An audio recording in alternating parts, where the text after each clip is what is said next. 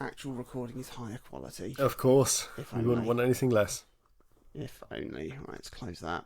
And where's my notes? Oh, I haven't written them.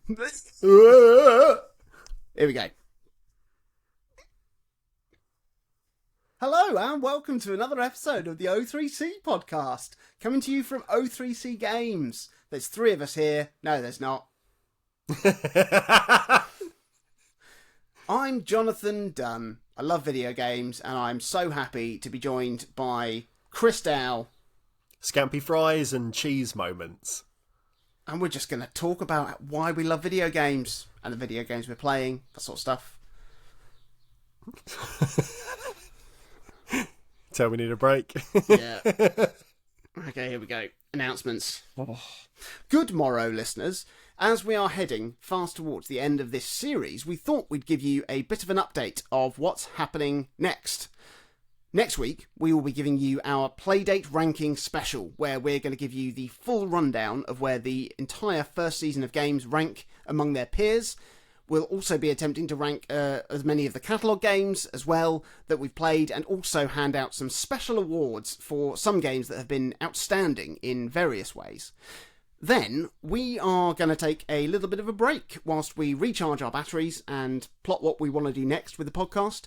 But in the meantime, there will be many ways to keep engaged with us, starting with the brand new O3C newsletter, which we'll be sending out weekly during this break period and potentially beyond, with updates on what we've been playing.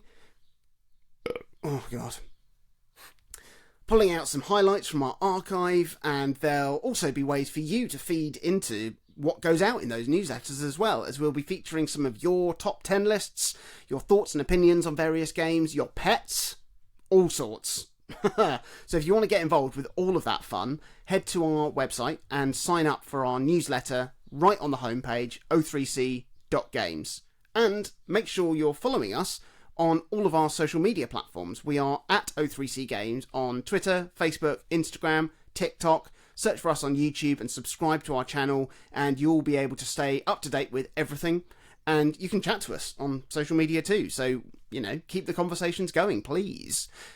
If you want to stay even closer in touch with us and fill the little hole in your lives left by the weekly episodes of the show, then why not whack a quick subscription down on Patreon, or chuck us a one-off donation via PayPal, o3c.games/support to find the links, or you could go direct to patreon.com/o3cgames. Why would you pledge support to a show taking a break? That's the question, isn't it? I shall tell you these reasons 3. 1, you'll be able to join us in the Patreon-exclusive Discord server and chat with us and the other Patreons and guests and donors, which is just a lovely place to be and celebrate all things gaming and beyond. Number 2, by becoming a Patreon subscriber, you will also unlock so much bonus content that you will surely fill the void until we return.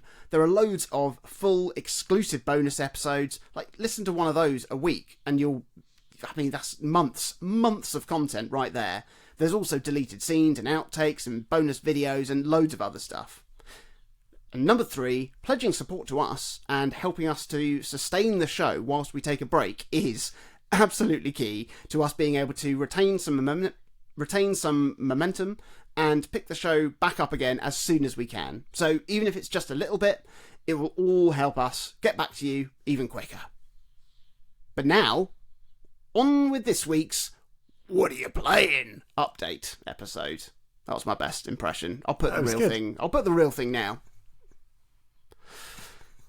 So, there we go. Oh, I can't believe we're so far through this season. We've done all the Playdate games. Well, obviously not all the Playdate games, but close to. We've done a lot of Playdate games. I don't know another podcast that's played as many Playdate games as us, apart from probably the Playdate podcast. But who knows? Who knows? They haven't done an update since Recommendation Dog and Real Steel came out, which we covered last week, and we've also been covering loads of catalogue games that we've been playing along the way. Oh, I'm so excited to rank them all and go through all of that next week. It's going to be great. It's going to be absolutely great. But first, no, not even first, because we're not going to do, but this week is not about that. This week, we're just going to catch each other up on what we've been playing. And I'll tell you now, all I've played this week is Zelda. Although actually not quite true.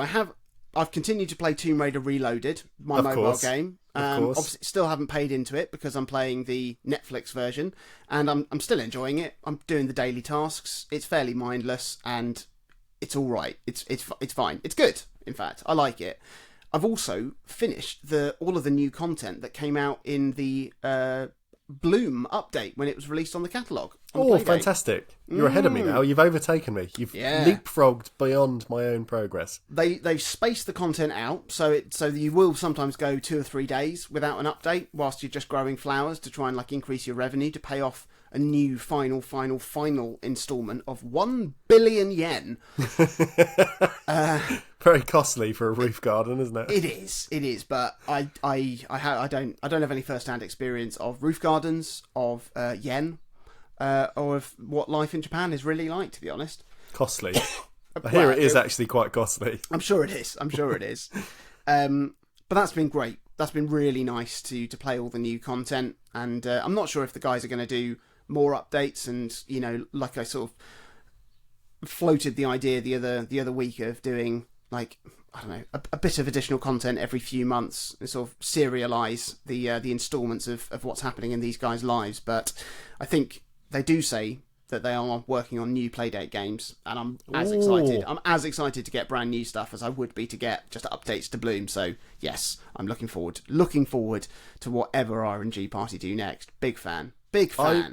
I really hope that they have found at least a small level of success with Bloom, because obviously it's a captive market, it's a smaller market. The Playdate doesn't have as big an install base as Steam kind of thing. But visibility-wise, they've been front and centre of a lot of promotional material now. They were there day one on the catalogue. They've got eyes on them. And I just really hope that has translated to sales for them as well, because it's a wonderful game. And I'm sure we will extol more of its virtues again next week. Absolutely. Have you played anything else before we talk about Zelda, which we are going to do? Of course. Have you played anything else this week that you want to talk about? I have, in part. I've segmented my list this week of my notes to say not Zelda and Zelda in big bold letters. I mean, that's basically how you can classify anything. You're absolutely right. Everything in existence either is or is not Zelda. So it's a long list. Yeah. Currently, I've been adding to it daily, hourly, but by the minute, to be honest. I keep just spotting things around the room. No, I did mention the other week that I would make good on just mentioning Shadows of the Damned, that I finished quite a while back now. Yes. But I did want to just say I had a pretty good time with it. But what was most impressive for me was that I ran it all via emulation on the Steam Deck. And I've tested a whole bunch of PlayStation 3 titles before using the emulator RPCS3 on the Steam Deck. But other than a couple games like Chime that I've put a lot of time into, because it's a puzzle game, I can play it just here and there, I hadn't really put any big games through their paces for more than 20 minutes or so of each title. It was really just boot it up. Oh, it looks like it's working, and then I'd do something else. And the issue with emulation, especially of big platforms like the PlayStation 3, even emulation software that's pretty well established, it only takes one device call in game to be misinterpreted by the emulator, and you could just have a hard crash. And it can be quite hard to foresee that, because it's not like you can just speed run through the game in the background to see if it's going to do it. You need to actually actively play through and essentially play test it against as if it were real hardware. But for a big budget, for the time at least, game like Shadows of the Damned, it ran pretty much locked 30 frames per second, start to finish. And I had a good time with it. And it gives me real hope that if we do see a Steam Deck 2, say in a couple years, which I think is quite likely, or some sort of revision of the hardware, that could be about the time where we then have near fully compatible PlayStation 3 and Xbox 360 emulation. That could be within our grasp. And that's really exciting, because that generation got a lot of subpar PC ports, because consoles were very much the lead platforms for everyone at that time. And in some cases just non-existent ports. So there's a lot of games that are just locked to that generation that you can't play unless you have a console or are attempting to emulate. And for Shadows of the Damned, the only real issue I had was during the game's closing cutscene, and it did crash there. And it could have just been a one-off thing. It could have been just, one of those things that happens, but it did mean I had to finish my playthrough watching a video on YouTube on my phone, which was a bit of a damp squib to finish. And like I said, possibly an isolated case, so take the whole report with a pinch of salt if you ever wanted to try the game yourself. But I liked it. It was a decent time. Now, a bit more contemporaneously, because obviously that was a good few weeks ago, alongside Zelda, I have played a few other tiny bite-sized games. And I think for me at least, my brain has needed to have just these little alternatives to Zelda sometimes to play when I only have a few minutes, because otherwise I think Tears of the Kingdom might be a bit too all-consuming for me. If it's just there in the background at all times, I just need a break from time to time. Yeah. And for me, I do also need to keep up my quota of playing and completing Tosh and Drek. So I can't afford to take myself completely off the boil just bopping around Hyrule for 6 months if I'm going to get through the games I want to get through. So, first up is a platform game on the Switch. It is called Daily Dadish, and I've played through both Dadish and Dadish 2 to completion before. And I think I mentioned one of them years back on here, but it was a long time ago. And Daily Dadish is just a time attack reworking of the Central Game's platforming mechanics. And the way it works really nicely is that you are served up precisely one stage each real-world day to compete on for a high score. And then there are 4 medal times to gun for as well if you don't want to engage with the leaderboard. But I've really enjoyed just booting it up, playing for 15 minutes, beating the star time, which is kind of the highest medal to get, and then just being able to set it aside for another 24 hours because there's nothing else to do. It's just like, oh, well, I'm done. In the same way you say you're playing daily runs of Tomb Raider Reloaded. Yeah. It's just a thing to do and a thing to then put down. And it's a nice little thing. All the Dadish games are really good. They're basically tight Game Boy Advance inspired platformers. They're all made by a single developer called Thomas K. Young.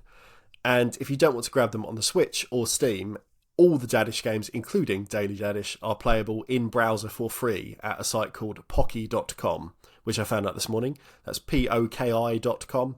So if you wanted to try them, you didn't want to spend the few quid they are, there's no excuse not to give the little hoppy game about a radish who's a dad a try. They're nice. Next up on the quick and easy playlist, a modern homebrew title for the Sega Master System, of all things. Of course. Before bed one night, I was watching a video on YouTube about modern aftermarket releases for the Master System that had like boutique physical releases. And is that the sort of stuff you do need to watch to reach completion?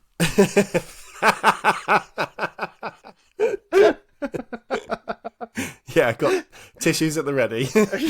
Now, obviously, the console that is the Master System doesn't have the fan base or the comparative power of the Mega Drive, but with modern tools, the little 8-bit machine can still push out some pretty decent experiences. And I do like checking in on these things because it was the machine that got me started with gaming. Yeah, you know, the Master System likewise. was the first console that we both had, and I do have a real soft spot for it. Even if a lot of the games I wouldn't necessarily say are great to play today, there's something about just the whole aesthetic of it and the sound of it that is very warm in my heart.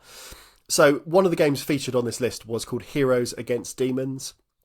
It's a match 3 puzzler that sits somewhere between Bejeweled and Puzzle Quest, I'd say. Right. And you fight through a ladder of opponents. You match swords or bombs to attack. You match shields to defend, hearts to heal. You collect coins to stuff your coffers. And then after each battle, you can use your accrued funds to upgrade your character or heal. And then it's off on your way to fight the next beastie. And it's really well made. It's really nice to look at. It sounds really good for the limited hardware as well. And in a nice piece of modern synergy, it's also supported by the site retroachievements.com that I've mentioned a few times. And that's meant that as I've been chucking the odd run into the game, I can also try and beat some of its little meta challenges, like reaching certain stages without buying healing upgrades, or reaching certain checkpoints along the ladder of enemies with certain characters without continuing, and that sort of thing. And it's a nice time that I would happily have spent a few quid on a modern storefront if it wasn't freely distributed online, if you just want the ROM. So that's a recommend as well. I enjoyed that. And lastly, another little dip in and out game. You mentioned a couple of weeks back that you'd been playing a little bit of House Flipper on your Steam Deck. Oh, yeah. Buoyed by your interest in that tidy up up, I picked up Power Wash Simulator. Oh, yeah. I mean, it's on my wish list. Yeah, and yesterday I played it for so long that my pointer finger went completely numb. Couldn't feel it because you spend so long gripping the right trigger to actually just fire water.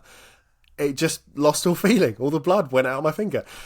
Now, I don't know if you could say it's a great game, but it is definitely an addictive game, Yeah. in the same way that colouring in is addictive. Yeah.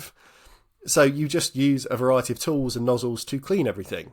Amazing. And the rhythm is just, here is a house and it's dirty. Here is a bike. It's dirty. Here's a van. It's dirty. Here is Lara Croft's mansion. By the way, it's dirty. You just clean stuff. And it can be frustrating when you can't quite find the last piece of a panel that's got scum on it. Yeah. There are kind of tools to help highlight that, but it still takes a bit of time sometimes.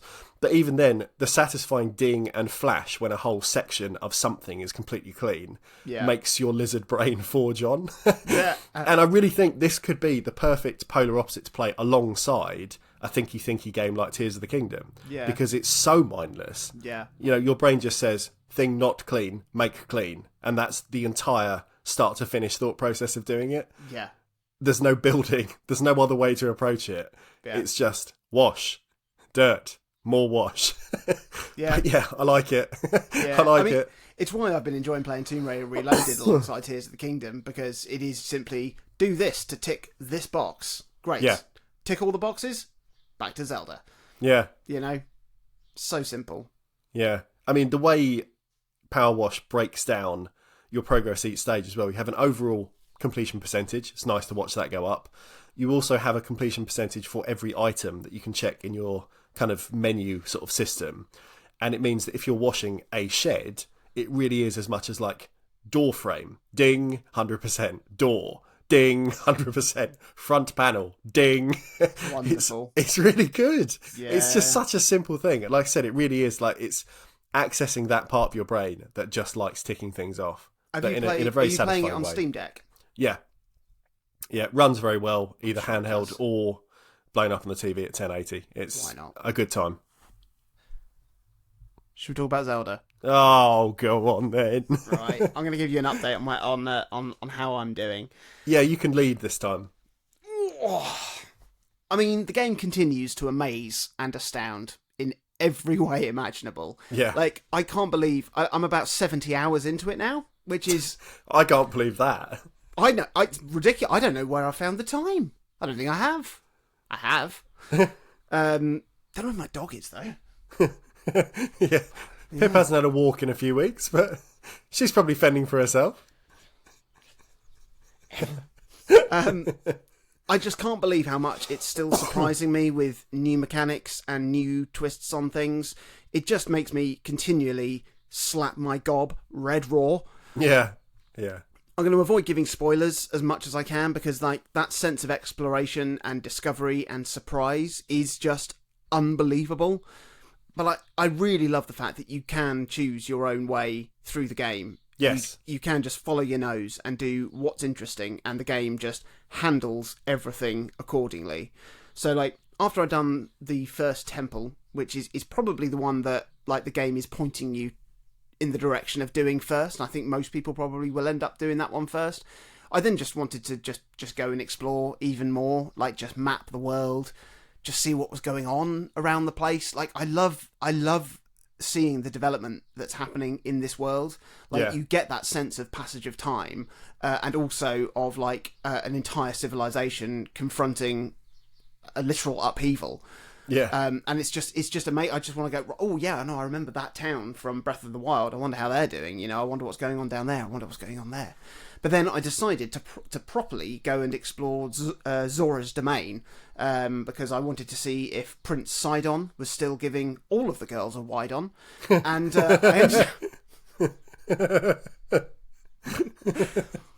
I ended up following then that storyline next. And I know people that have done the temples in just like a very different order, and I've seen a lot of people saying that like their least favourite areas from Breath of the Wild are now their most favourite, which is just amazing that Nintendo have developed this game with that degree of versatility, that you can get such different experiences playing through, what are, I mean, a lot of the areas are massively changed, but even like, or just on paper, playing through the same area twice in such remarkably different ways is extraordinary. Yeah. I mean, like I said, just when you think you know what you're getting or what you've come to expect from certain Zelda elements, like what a water temple is, you go in and go, yeah, I'm expecting to get this and that and this and that and this and that. And you wouldn't be disappointed if you got this and that and this and that, because, you know, it works and it's great. But then it just throws like a million curveballs at you just to think about all you previously did know in an entirely new way. And it's not even like they're deliberately subverting things either. It's just going, how about this? Huh. And it's amazing. Like, I find myself like disappointing myself a little bit when, like, if I, like, with some solutions I choose to use to solve various puzzles, if I like use a similar technique to solve two different puzzles, I feel like I haven't fully embraced what the game is allowing me to do. Yeah. Which speaks volumes as to just how fun this game is to do literally everything. Like any other game, once you find something that works for you, you double down on that to try and blitz your way through the rest of the game. Like when you nail Liu Kang's flying kick in Mortal Kombat. Or like, you know, when you find like the right build in Dark Souls, you just put all of your experience into the stats that you need for that. But this game like makes me want to deliberately shelve those most effective things so I can continue to embrace all the facets of the creative problem solving I can. Like, I don't know if you've tried fusing a rocket to a shield. Not yet. You do that, it's an absolute game changer. After a while, you're like, it doesn't feel fair that I'm doing this now. Even though it doesn't like make things easier, it's just like, I've just done this too much now. I want to do something different. I want to build something new. And also, I'd forgotten like how well the game scales up enemies in the world. Like it's like how Breath of the Wild did. So like you'll just start finding harder versions of certain enemies, like the further through the game you progress. I don't really know what the metric is for how far you're progressing through the game, if it's like the amount of heart containers you've got, how many shrines you've beaten, how many temples you've beaten or whatever, but it just feels, it very organically sort of escalates. So like after a bit, instead of seeing just like normal bokoblins, you'll see blue bokoblins, and then black bokoblins, and then silver bokoblins. And like, I don't know if gold enemies are in the game. Like in Breath of the Wild, they were reserved for the harder Master Mode difficulty setting. But you never know. I don't know if there is like a New Game Plus or a Master Mode you unlock in this. In Breath of the Wild, it came as part of a DLC. Yeah. But you never know. You never know what they're going to throw at you. And it is. I mean, it's terrifying when you come up against a new colour of enemy. Like just when you'd sort of found your strategy and you'd sort of got your strength to tackle certain enemies, you see a more vicious looking one, and it's an absolute game changer. And including the Lionels as well, which just are so fear inducing. Like even if you just spot one, like just their silhouette on the horizon, it sends shivers up my spine because of how hard they are and how terrifying and how aggressive they are. But I will say this now, I am very pleased because I don't know if it's like muscle memory that I found, or just I've just sort of got the knack for it again. But I have got used to like how to take on a Lionel again now, and I've started to find my knack. So I've sort of been like once I sort of nailed one, I was like, that was a really good fight. I was like, right, I've marked where I've come up against them on my map and run away. I'm going back. I'm taking these fuckers on, and. I mean, it's still like one wrong move, like one, if you mistime a dodge or a parry, it will take out half of your hearts. Like, it'll just send them into oblivion. And they're just incredible fights. It's just, yeah. But my follow your nose exploration did lead me to what I think may well be the final boss of the game, which I wasn't expecting or anticipating. And I'm absolutely not going to give any spoilers, but I was exploring a cave. I was trying to find the bubble frog in there. Yeah. And I just kept exploring deeper and deeper and deeper and kept finding tougher and tougher enemies and stuff. And then before I knew it, I was basically being prepped for the final fight. So I was like, I backed out immediately. But not before I chucked down a travel medallion, which is like your customizable warp point you can put Yes. down. Yeah. So it means that when the time is right, I can warp straight back to that point, and I don't have to do that incredibly hard stuff that I fought through again. Because I was thinking, man, there's going to be something good on the other side of this. It's going to be a chest with upwards of 10 arrows in it. Oh, if only, if only. I would have felt fine with that as Yeah, well, to be honest, you know. But yeah, I've had my first couple of days not playing Zelda because I've been travelling across the country to see family, and obviously I really missed playing Zelda, but also like I found like my brain trying to work in Zelda things like in the real world, you know, like the Tetris effect style. The witness effect as well. We had that a lot. Yeah, we did. And like I saw stuff just like lying around being like, Confused. I want to glue that to something. You know, yeah, or like being in a service station and just being like, I wonder what would happen if I fused that donut to a weapon. You know, even just like looking on the sat nav as I was driving, and I'd spot like interesting things, interesting looking bits of topography on like the periphery of my map, and just being like, right, guys, taking a detour. We're going off road. We're going off road. Let's find a great fairy. There was like a Royal Horticultural Society garden that was like has the same icon on my map as like the Great Fairy Fountains, and I was like, I didn't know there was one there. There was not. That was Croydon. So there are no fairy fountains in Croydon. No, there are not. No, there are not. There's only grey and tears. The ridiculous. I mean, I'm not putting this in the episode, but like, so my aunt's lived in Croydon for as long as I've known, and she lives in an area of Croydon called Coulston. Yeah, and it is mind-blowingly posh. yeah. Like I mean, we're talking like proper like detached houses, like multi-million-pound houses. Its neighbours like a golf course. It's like so nice. And because that was all I saw of Croydon growing up probably for 15 years, I just assumed that's what Croydon was. And like, why wouldn't I, you know? Yeah. And then I'd hear people be like, oh yeah, I'm from Croydon, oh, it's really rough. And I'm like, Is it? Is it? Is it? Yeah. But apparently it is. But not where my aunt lives. How are you getting on with Zelda, Chris? It's really, really good. I haven't had the time you have.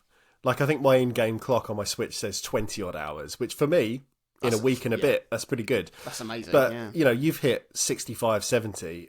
Kids at school, one of them is doing his GCSEs currently. And obviously, in theory, should be at home revising in between exams. And when he came in for one of those exam days, I was like, oh, how are you getting on with Tears of the Kingdom? And he was like, I've played it for 150 hours. And I was like, have there been that many days since it came out? But, you know, it's a big game and it can just go on and on and on. One of the best things about this game, and you touched upon it this way, that you want to kind of always subvert your own answers to things to make it more interesting. But every single puzzle can be approached 100 different ways. Yeah. And I said that on our initial impressions episode where I told the little story about getting up to a ledge, all the ways I managed to do that. But it was really exemplified this week when I had spent upwards of 45 minutes solving a puzzle in the most lateral galaxy brain way possible. I gave you the coordinates to the island that it was on so you could have a go, and you messaged moments later to say you'd solved it in maybe 45 seconds with a much more literal and probably intended solution. Maybe. But the tools in the game are so varied and the engine is so considered that every task can be approached from 360 degrees. Literally. And yeah, and it only takes you to kind of just think about things in a certain way to be your little starter, your starter for 10. And then you're like, well, I've got to go from there. That's what track I'm on. So surely the answer is going to be at the end of this track. Whereas if I just step back, went and played something else, do my daily daddish level and come back, I might have picked it up in a totally different way. Yeah. And the combination of Recall, Ascend and the Ultra Hand are so powerful that something as simple as just climbing up a really high wall suddenly becomes an exercise in really exciting outside the box thinking. Yeah. Because you could build a little structure and clamber up it. You could build supports along a wall to ascend up and through. You could knock something from the summit with like a arrow fused to a boulder or something, then hop aboard and recall yourself back up to its starting position. Or you can kind of Heath Robinson all of the above together to make some horrendous hybrid, but that still does the job and gets you to where you're intending to get. Someone online made a mock-up of the box art with the subtitle Tears of the Kingdom replaced with, wow, can't believe that worked. And that level of consistent surprise hasn't waned in the 20 or so hours I've now played. So whether it's been building a boat, climbing a rock, solving a shrine, navigating between islands, or just having an off-piste wander, all these tools just make it so much more than a walk-around open-world game. Because there's always things to just experiment with at every turn. In a way, that's made me appreciate Breath of the Wild even more as well. So it's having the double effect that I love this game and it's made me love that game more because that was such a successfully pure walk-around game. Yeah. But for me, I'm pretty convinced that Tears of the Kingdom is a better game for me personally, and more crucially for us that like ranking things, it's in my top 10. I don't know where yet. I don't know where it's going to fall at the end of it, but it has to be in there somewhere. It's going to displace something quite high up. The game asks you to do a lot of things, and it asks you to keep track of a lot of things as well, but I'm absolutely here for it. It's the stuff I really enjoy, like photograph all the things in the world, log all of the wells, discover all of the caves, prop up all of the signs, clear all of the gloom, beat all of the shrines, upgrade all of your meters. And in essence, every single one of those things is completely extraneous to actually finishing the game. But it's honestly going to be months until I'm bored of this sort of busy work for me to actually make any progress in the game. Because every task, no matter how granularly it may affect my hypothetical completion percentage, it's fun in and of itself just to tick off and do. So I haven't done any of the big temple dungeon type things that you've mentioned. I certainly haven't found where the end of the game is, as you have in some cavern cave depth. But it's one of the greatest games of all time. Just, it has to be. It has to be. Yeah, it is. 100%. Yeah. It's just, I mean, it's in a league of its own. It really is. Like, you put any game next to it, the only things you can say that other games do better is resolution and frame rate. Yeah, yeah. And that's nothing to do with the game. No, it's like we said when we first were talking about it and we were particularly awed by the whole experience. It's like, could it be sharper? Yeah. Could it be a little bit smoother? Yeah. But it doesn't impact the joy you have playing it. No. Yeah, this is it, isn't it? That's it. This is it. Yeah. Unbelievable. Gonna go and play it now. So there we go. That's what we've been playing in this last week. What have you been playing? Tell us at O3C Games on everything. Reach out to us individually. I'm on Twitter at Jonathan Dunn. I am at Chaz_Hodges. And next week we will be finishing this season off with our whopping Playdate ranking spectacular episode. Can't wait. We're going to rank all of the Playdate games that exist, pretty much. Certainly all the ones we've played. And it's going to be brilliant. It's going to be brilliant. It's going to be big. Yeah. It's going to be big. If you want to get more involved with what we're doing, go to o3c.games/support. Just why don't you toy with the idea of pledging a subscription on Patreon, just £4 a month, like it's £1 an episode, or just just a pound a week, to get into our Discord and have a great time chatting with us. We'd love that, or just a one-off donation via PayPal, even if it's just a £5 to go. Here you go. Here's £5 off Power Washer Simulator for you, Jonathan. Enjoy. I'll go. Game. Thanks very much. I'll spend that on that right now. Right now. I mean, I'll put it towards something else because I've already bought it just now. No, I haven't. But I could have. And that's what's loading now. Have a great week. And I'll see you here next week. I think you should end on just have a great week because it's really funny to have the wrong cadence for things. It always is.